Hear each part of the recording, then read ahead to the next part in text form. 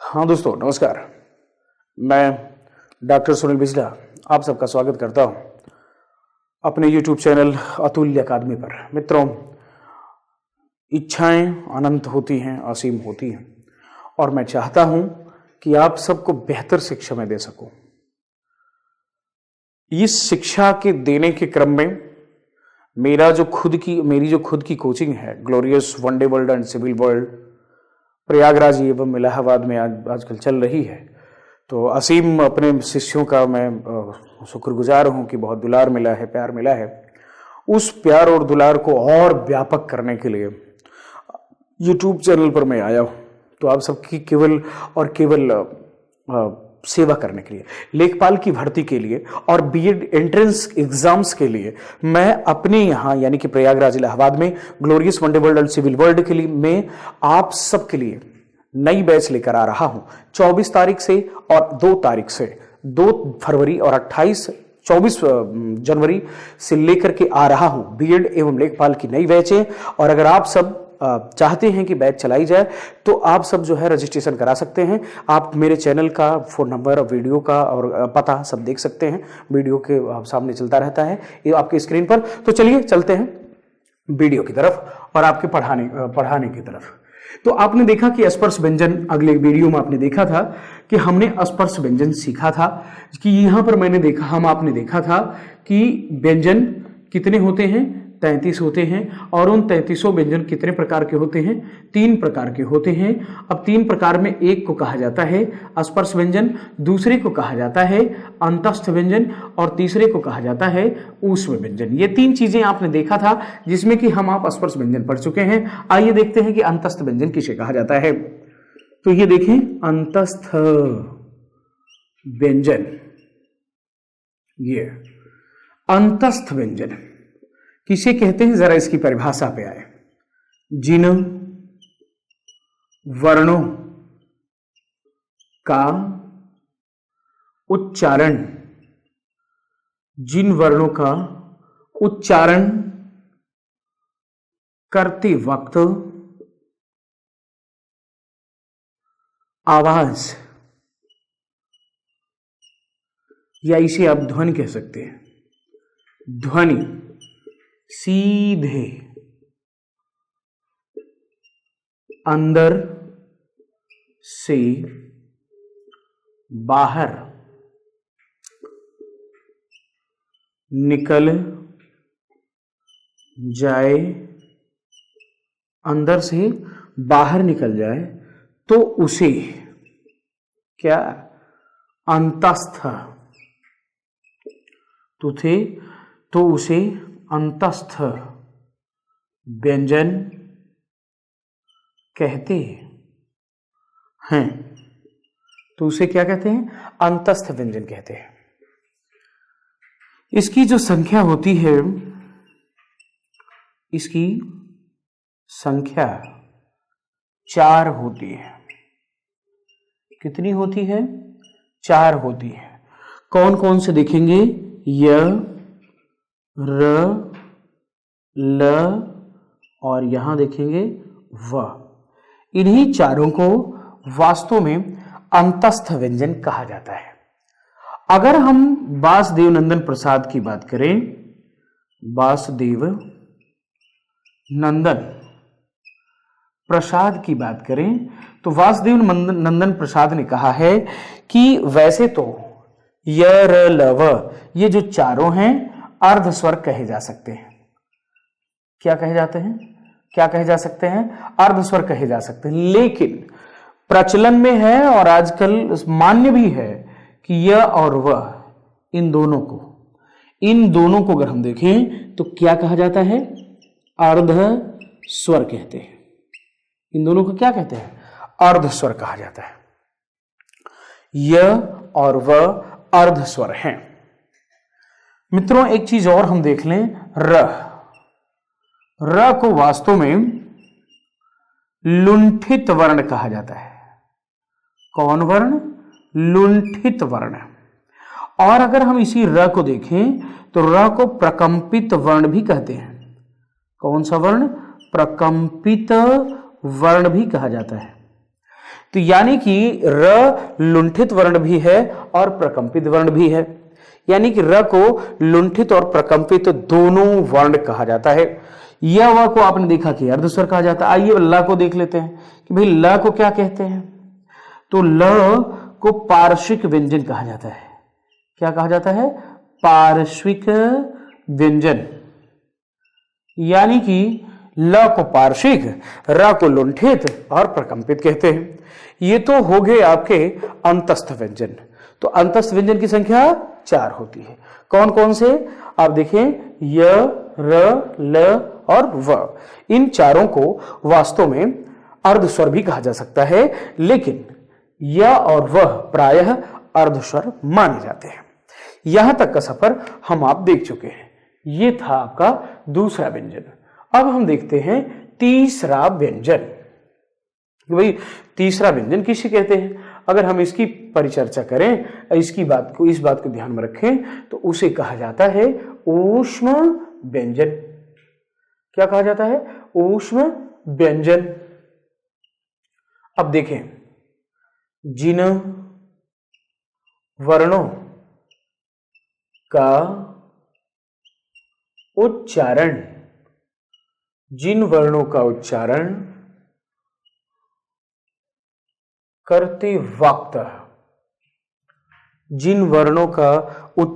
करते वक्त श्वास की मात्रा ज्यादा से ज्यादा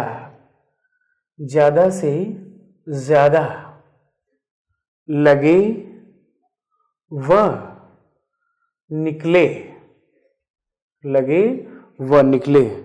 तो उसे क्या? ऊष्म व्यंजन कहते हैं। तो उसे क्या कहते हैं? ऊष्म व्यंजन कहते हैं। जिन वर्णों का उच्चारण करते वक्त श्वास की मात्रा ज्यादा से ज्यादा लगे व निकले तो उसे ऊष्म व्यंजन कहते हैं। ऊष्म व्यंजन की संख्या अगर देखें, ऊष्म व्यंजन की संख्या 4 होती है। कितनी होती है? 4 होती है। अब वो 4 कौन कौन से हैं जरा देखेंगे। तो एक को कहते हैं श, दूसरे को कहते हैं श, तीसरे को कहते हैं स और चौथे को कहते हैं ह। इन 4 वर्णों को ऊष्म व्यंजन कहते हैं। ये है, ध्यान देखें बारीकी बोलने में, श, श, स, ह, श, श, स, ह, श, स, श, ह, श, श, स, ह, श, श, स, ह, श, श, स, ह, श, श, स, ह। तो यानी कि जब इसको आप बोल रहे हो तो जीभ तालु को छू रही है, इसलिए इसको तालव्यश कहते हैं। क्या कहते हैं? तालव्यश। और ये चूंकि जब आप बोलते हो श तो जीभ मूर्धा पे चली जाती है, श, तो इसको क्या कहते हैं? मूर्धा से इसको बोला जाता है। अच्छा, ये प्रैक्टिस की चीज है, आपके बस कभी जल्दी नहीं होगा, लेटे लेटे आप नहीं पढ़ सकते, ध्यान दीजिएगा। कई दिन प्रैक्टिस की है। अब देखें, इसे क्या कहते हैं? दंत। इसे क्या कहते हैं? दंत। दांत के बीच में जीभ आ जाए, स, देखें, स, सीटी बजाओगे और ज्यादा प्रैक्टिस करोगे, छोटवार बच्चा होगा तो गड़बड़ कांड कर जाएगा, एकदम जान लो। छोटे बच्चे इतने में काम कर जाते हैं, तो ज्यादा इसको बोलने का प्रयास ना करें। आसपास का लड़का हो तो विशेष सावधानी बरतें। अब ये हो गया दंत, ये हो गया तालव्य, ये हुआ मूर्धा और इसे कहते हैं दंत। अब ये देखें, ये दंत हो गया, ये बचा हा। तो हा को 2 नाम दिया गया है। एक तो इसे कहा जाता है, फिर वही विवाद जो आपका प्रश्न था कि कांकल्य वर्ण क्या का को भी कहा जा सकता है, तो नहीं। हा को वास्तव में कांकल्य वर्ण कहा जाता है। अब कहीं कुछ गलत दिया है तो उसमें सुधार करने की आवश्यकता है, हमारे में नहीं। अगर होगा तो मित्रों बिना तकलीफ के सुधार करने के लिए तैयार हो, बात समझिएगा। लेकिन अगर किताबें भी तो गलत हो सकती, क्योंकि इंसान लिखता है, और यहां तो हर दिन मुझे कटना है, हर दिन आप जैसे लोगों से मुझे मुठभेड़ होनी है। तो हम गलत करेंगे तो फांसी नहीं लगा दोगे? मालिक हम तो तुम्हारे गुलाम हैं यार। जीत बड़े कबीर साहब ने कहा था क्या, मैं कुत्ता हूं राम का, जित खींचो तित जाऊं। तो मैं भी आप सबका दासी हूं, जिस तरफ बुलाओगे मैं चला आऊंगा। तो कबीर साहब ने भी कहा था कि मैं कुत्ता हूं राम का, जित खींचो तित जाओ। भगवान राम जहां चाहेंगे तहां जाऊंगा। तो आप सब मेरे राम हो, तो जहां चाहोगे मैं वहीं चला आऊंगा। क्या करना है? तो मालिक अगर कोई कमी होगी तो मैं सुधारने के लिए तैयार हूं। तो आइए यहां देखते हैं, इसे कांकल्य वर्ण कहते हैं। कांकल्य वर्ण के साथ साथ इसे स्वर तंत्रीय भी कहा जाता है। स्वर तंत्रीय वर्ण, ये देखें, स्वर तंत्रीय वर्ण और कांकल्य वर्ण दोनों कौन है? हा हैं। दंत किसे कहते हैं? छोटका सा को। मूर्धा किसे कहते हैं? मझिलका या पेट फरा हुआ सा को। और तालव्य किसे कहते हैं? बाढ़का सा को। बड़ा सा को तालव्य, पेट फरा हुआ सा या बीच वाला, मध्य वाले सा को मूर्धा, और छोटे वाले, बड़े वाले, छोटे वाले, सीटी वाले सा को दंत कहा जाता है। हा को कांकल्य वर्ण एवं स्वरतंत्री कहते हैं। यहां तक तो आपने देखा। आइए अब जो इससे शेष बचता है, जो कुछ विद्वान पांचवा, चौथा और छठा बता देते हैं, उसमें देखते हैं हम क हेडिंग डालेंगे। क और का में देखेंगे कि का इसलिए डाल रहे हैं क्योंकि हम देखें कि व्यंजन देख चुके हैं, हम लोग व्यंजन देख चुके हैं कि भाई अंतस्थ क्या है, ऊष्म क्या है, ये हम सब देख चुके हैं। अब ये देखते हैं संयुक्त व्यंजन। क्या देखते हैं? संयुक्त व्यंजन किसे कहते हैं? जरा देखें, जिन वर्णों का जन्म दो व्यंजन, जिन वर्णों का जन्म दो व्यंजन वर्णों के योग से हुआ हो तो उसे क्या? संयुक्त व्यंजन कहते हैं। परिभाषा तो आप समझ गए होंगे कि तो उसे क्या कहते हैं? संयुक्त व्यंजन कहते हैं। जिन वर्णों का जन्म दो व्यंजन वर्णों के योग से हुआ हो तो उसे संयुक्त व्यंजन कहते हैं। हिंदी में संयुक्त व्यंजनों की संख्या 4 होती है। कितनी होती है? 4 होती है। कौन कौन से? देखें, एक को कहते हैं श, दूसरे को कहते हैं त्र, तीसरे को कहते हैं ज्ञ और चौथे को कहते हैं स्र। ये 4 होते हैं। अब इन चारों की अगर हम बात करें तो देखते हैं कि बना कैसे है। 2 वर्ण कौन है? 2 व्यंजन कौन है? ये तो देखना है। तो वो 2 व्यंजन है, आधा क हलंत लगा हुआ है, धन पेट फरा हुआ सा, या फिर आप मूर्धन्य सा कह सकते हैं। तो इन दोनों के योग से बना का 6, यही बना है। अब कभी पूछ लेता है कि भाई 6 के पहले, ये जो 6 है इसके पहले कौन सा वर्ण है? तो 6 के पहले का है, तब मूर्धन्य सा है। लोग क्या सोचते हैं कि हा यार अलावा सख सह छ, हा मार देते हैं। हा नहीं होता भाई, 6 के पहले का है? का है। अब देखिए त्र, कि त्र किसे कहते हैं और किससे बना है? त्र बना है आधत धन र से। आधत धन र बराबर क्या? त्र। क्या? त्र। तो ये 2 वर्णों के युक्त से ये भी बना है, इसलिए इसको संयुक्त कहते हैं। समधन युक्त, साथ में हो जो जुड़ा, उसी को क्या कहते हैं? संयुक्त कहते हैं। तो त धन र बराबर त्र। वैसे ही अगर हम ज्ञ की बात करें तो यहां ये ज्ञ तो नहीं, शुद्ध उच्चारण होगा ज्ञ। ज्ञ क्यों? अगर देखिए देखा वास्तव में देखा जाए तो बाबा रामदेव शुद्ध उच्चारण करते हैं। विज्ञान, ज्ञान, तो ज्ञान होता है, ज्ञान नहीं। ज्ञान का तो अगर हम देखें कि शुद्ध ज्ञान कैसे लिखा जाता है, ज्ञान तो ऐसे होता है, आधा ग या न, ज्ञान ये शुद्ध है। लेकिन अगर आप इसको ज्ञान कहते हो तो गलत है, क्योंकि ये बनता है आधा ज धन या से। तो ज्ञ होता है ना, ज्ञ, तो क्या हुआ? ज्ञ। ये ज्ञ है ना कि ज्ञ है? ये ज्ञ है, आधा ग और ये, लेकिन आधा ज धन ये बराबर ज्ञ। तो ये शुद्ध क्या है? आधा ज धन य बराबर ज्ञ। ज्ञ नहीं, जे। अच्छा, हम बताएं बच्चों, आप सबको फायदा हो या ना हो, इस ये यूट्यूब के द्वारा हमारे वीडियो देख रहा होगा शिक्षक जो पढ़ा रहा होगा वो जरूर इस बात पर ध्यान दे रहा होगा, और देख लेना ये सारी चीजें फॉलो होंगी। क्यों?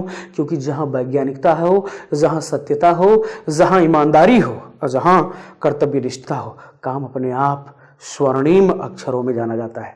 तो मित्रों, आप सबका प्रेम वास्तव में झलक रहा है, लोगों को तकलीफ हो रही है, लेकिन एक बात बताऊं, मुझे मजा आ रहा है और मजा आपको भी आएगा। क्यों? क्योंकि जब इन सारी चीजों का वास्तविक और वैज्ञानिक तुलनात्मक अध्ययन आप करोगे तो जाहिर सी बात है कि आपको आनंद तो आना ही है। तो देखिए यहां पे स में देखते हैं कि ये कैसे बना है। तो ये बना है अदश्य धन र बराबर क्या? स्र।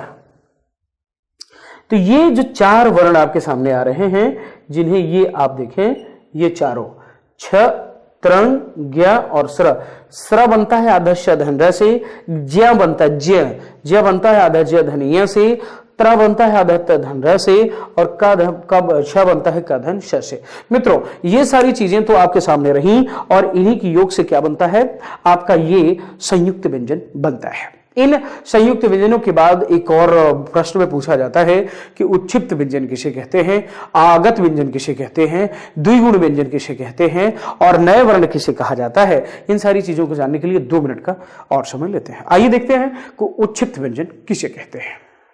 आइए तो देखते हैं क्या उच्छिप्त व्यंजन। कौन सा व्यंजन? उच्छिप्त व्यंजन, द्विगुण व्यंजन, आगत व्यंजन, नए वर्ण, ये सारे एक ही है। किसे कहा जाता है? ड और इसको ढ कहते हैं। देखें, ये वास्तव में अगर देखें तो तुर्की भाषा का शब्द है। तुर्की से ये आया अरबी में, अरबी से ये आया फारसी में, और फारसी से ये पहुंचा वास्तव में हिंदी में। तो ये हिंदी में फारसी से आया। अब प्रश्न पूछता है कि ड हिंदी में किस भाषा से आया? तो फारसी से। लेकिन अगर पूछ लिया कि ड किस भाषा का शब्द है, तो ड तुर्की भाषा का शब्द है। तो मित्रों, उच्छिप्त किसे कहते हैं? उच्छिप्त का मतलब होता है चस्पा करना, यानी कि जो वर्ण दूसरी भाषा से लाकर अपनी भाषा में चिपका लिया गया हो उसी को उच्छिप्त व्यंजन कहते हैं। तो ये ड को क्या कहा जाता है? उच्छिप्त व्यंजन कहते हैं। क्या कहते हैं? उच्छिप्त व्यंजन कहते हैं। अब सवाल ये था कि अगर ये दोनों उच्छिप्त व्यंजन है तो द्विगुण क्यों? द्विगुण का इसलिए क्योंकि जब अभी हमने टठ ड लिखा था तो उसमें ड और ये ढ का मैंने जिक्र किया था। अब ये देखें, एक बिंदी सहित है, दूसरा बिंदी रहित है। अच्छा, इसको ड बोला जाता है, ड और इसको ढ बोला जाता है। जैसे हमने यहां लिखा जोड़, अड़ हो गया जोड़, जबकि ये लिखा गया तो ये लिखा जाएगा डमरू। तो ये जो डमरू है तो ये हुआ ड और ये हुआ ड़, जोड़। तो कहने का मतलब ये ड़ है और ये ड है, यही मूलभूत अंतर है इन दोनों में। अब मित्रों जरा देखें, तो जब एक बिंदी सहित है और एक बिंदी रहित है तो इसलिए एक ही वर्णमाला में 2 ढंग से लिखे जाते हैं, कहीं कहीं बिंदी और कहीं कहीं पे बिंदी नहीं। तो इसीलिए इनको द्विगुण व्यंजन भी कहा जाता है। दूसरी भाषा से आए होने के कारण इन्हें आगत व्यंजन भी कहते हैं। और इसके साथ साथ जब भी कोई वर्ण दूसरी भाषा से आएगा तो जिस भाषा में वो आएगा उस भाषा में पहले से मौजूद जो वर्ण होंगे वो तो पुराने हो जाएंगे ना, लेकिन जिस भाषा से आया वो उस भाषा का बहुत पुराना शब्द हो सकता है, लेकिन यह अपनी भाषा का सबसे पुराना वर्ण नहीं होगा, अपनी भाषा का सबसे पुराना वर्ण होगा, लेकिन जिस भाषा में आएगा उस भाषा के लिए नया वर्ण कहा जाएगा। इसलिए ड ढ ये जो लिखा है इसी को ड ढ को नए वर्ण भी कहते हैं। मित्रों, ये तो हो गए आपके, अब तक मैंने जो आपको पढ़ाया, थोड़ा सा मैं यहां हाईलाइट करना चाहता हूं।